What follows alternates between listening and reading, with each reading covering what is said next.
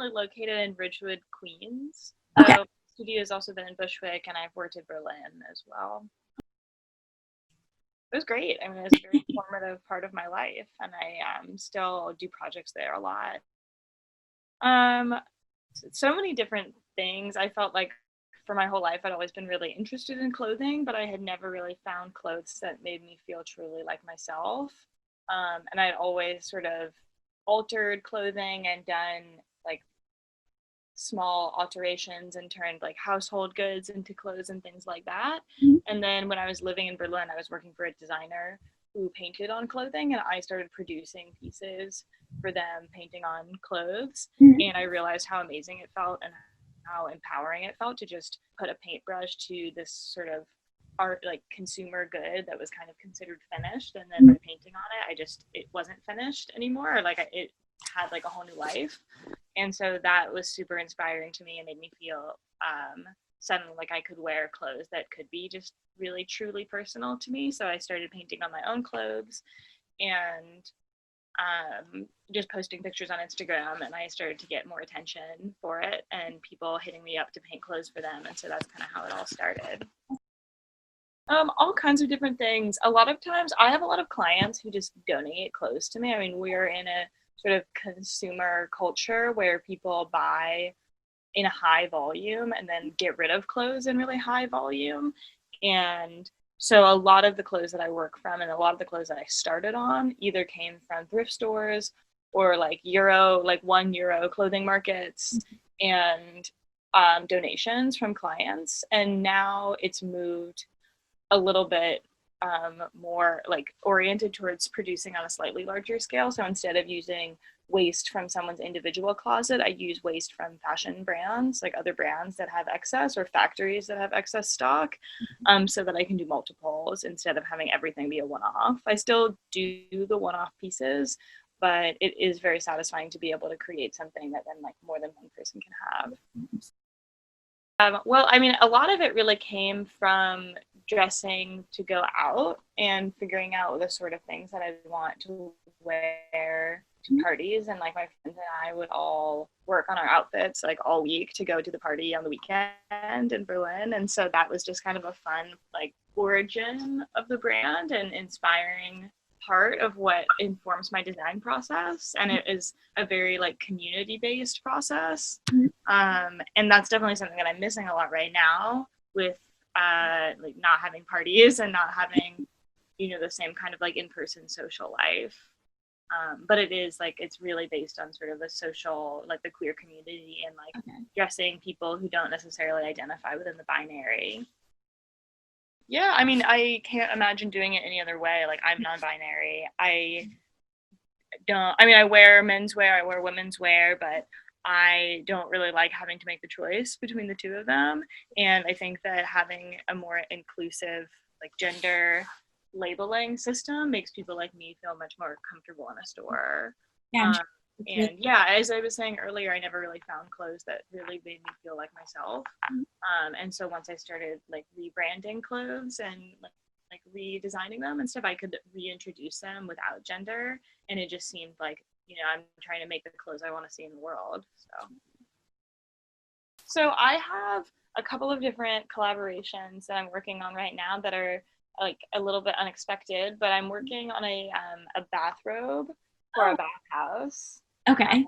And I'm pretty excited about that project. And then another project that I've been working on for a long time it's the brand Cope, which was like a Urban Outfitters exclusive brand for many, many years, I think since the early 2000s. And they are relaunching, and I've been designing the clothes for that relaunch, and we're doing all upcycled, domestically screen printed and tie-dyed pieces made from like either recycled materials or dead stock fabrics. And so that actually is launched just this week, or is launching this week. Well, I mean, I kind of have everything that I want to be working on coming out soon. I just need to. I recently came into a lot of dead stock fabric personally from another brand that closed because of COVID, and so now I'm also doing a lot more cut and sew as opposed to just upcycling garments that are already made. And so I'll definitely be working more on like more original designs instead of like repurposing.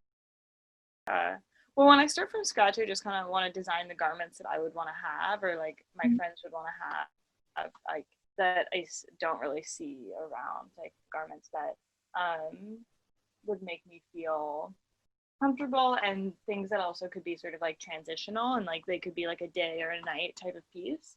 Okay. When it comes to the like, motifs and the artwork and the sort of phrases that I use on my work, I'm very inspired by my surroundings and my community and just kind of what's going on in the world as well.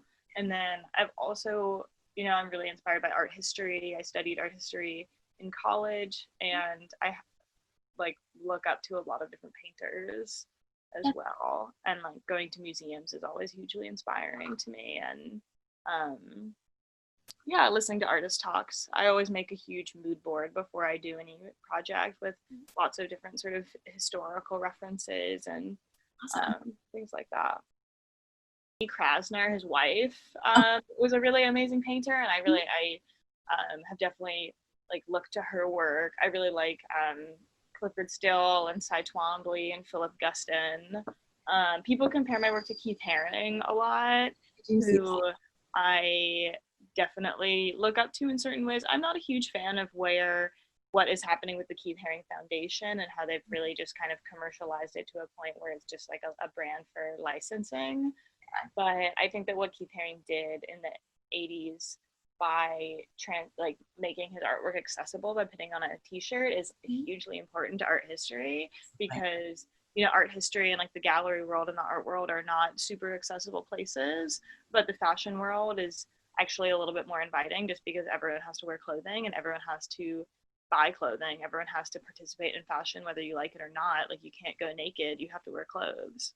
And so I think that by putting high art onto clothing, Keith Haring did like a really amazing service to the world by breaking down the barriers between high and low art.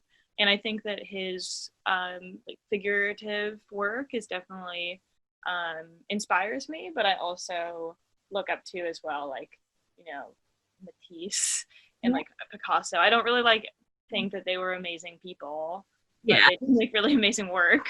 You like the art, not the artist. Yeah, exactly. I mean, if you had to love the artist as well, you wouldn't have that many like 20th century, like early 20th century and like modern painters to look up to. Maybe like postmodern, definitely, but I don't think that, there are like a lot of modern painters who are necessarily like, I would probably say be yourself. Okay. That's kind of cliche, but I think that when everyone is just being their full selves, you are so much more comfortable and people will appreciate you more if you're not trying to be someone that you're not. And I think that really resonates like as a gender non-conforming, like trans masculine person. Like if I wasn't going to be myself, I wouldn't be comfortable, and that's like still a process that I'm working on. Well, and I think that's what is so great about being able, like the sort of DIY aspect of the brand, and then I really advocate and I do workshops so that other people can do their own rebranding, and I share my materials lists and my techniques and stuff, and I have like a whole teaching sort of curriculum that I give about like the sort of history of upcycling and upcycling as a form of like DIY self-expression, because I can't make everyone's perfect piece of clothing. I think that, I can make something that someone might like, but it won't necessarily be, something that they created.